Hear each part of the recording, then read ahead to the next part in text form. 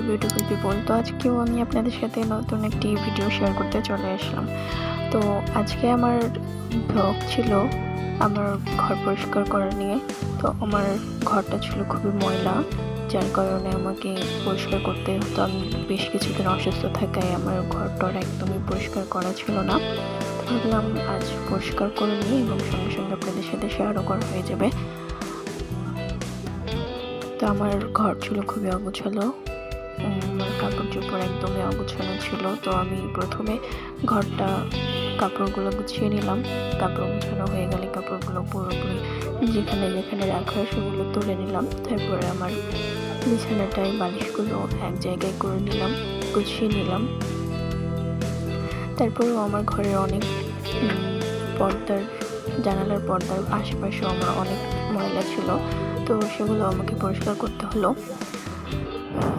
ঘর প্রত্যেকেরই নারীর একটি আবেগের স্থান, যেখানে আমরা প্রত্যেকেই চাই ঘরটাকে সুন্দর করে গুছিয়ে রাখতে। তো সবসময় হয়ে ওঠে না, তার জন্য আমাদেরকে একটি সময় বের করে করতে হয়। তো আজকে আমি সময় বের করে সেইটা পরিষ্কার করে নিচ্ছি। আমার ঘর সবসময় পরিপাটি রাখতেই পছন্দ, তাও আমি ঘরটা পরিষ্কার করে নিচ্ছি এইভাবেই। জানালার আশেপাশে যে সব ময়লা ছিল সেই সব আমি পরিষ্কার করে এক সাইড পুরো ক্লিন করে নিলাম।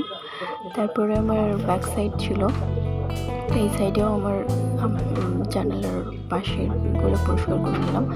আর হ্যাঁ, আমার ঘরে জানালা অনেক, 3-4টা জানালা আর 2টা করে দরজা। তো আমার রুমটাই অনেক বেশি জানালা এবং দরজা ছিল, যার কারণে আমাকে পর্দাগুলো সরিয়ে সরিয়ে পরিষ্কার করে নিতে হচ্ছে। তো আমার এই দিকে অনেক বেশি সময় চলে গেল।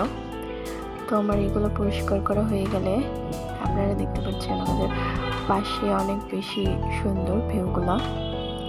তারপরে আমার জানালাগুলো পরিষ্কার হয়ে গেলে আমি ফ্যান পরিষ্কার করলাম।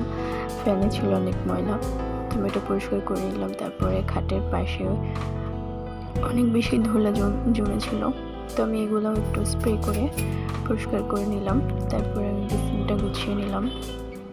হয়ে গেলে আমি সমস্ত ঘরের আসবাবপত্র সরিয়ে ঝাড়ঝাঁটা দিয়ে একদম পরিষ্কার ক্লিন করে নিচ্ছি, যাতে ঘর মুছবার সময় কোনো সমস্যা না হয়।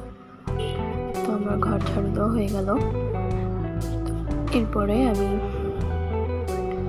আমি আমার দেওয়ালগুলো পরিষ্কার করে নিলাম। আমার আয়না, টিভি যেগুলো ময়লা ছিল অনেক, সেগুলো আমি পরিষ্কার করে নিলাম। তারপর আমি ঘরটা একটু মুছে নিলাম। ঘর মোছা শেষ হলে আমি পর্দাগুলো সব খুলে দিই। তারপরে আমি আমার বিছানায় নতুন একটা চাদর পেরে দিই, কারণ চাদরে অনেক বেশি ময়লা জমে গেছিল এবং আমি সেটা তুলে নিলাম। তো এবার আমার অলমোস্ট সব কিছু কমপ্লিট। তারপর আমার বইগুলো, তারপর জানালার ধারে যা যা ছিল সেগুলো আমি দিয়ে নিলাম। তারপর ফাইনাল এটা। রুম সবসময় ক্লিন রাখতে পছন্দ করি, তো আপনারাও জানাবেন আমার ভিডিওটা কেমন লাগলো এবং কমেন্ট করে। তো আজকের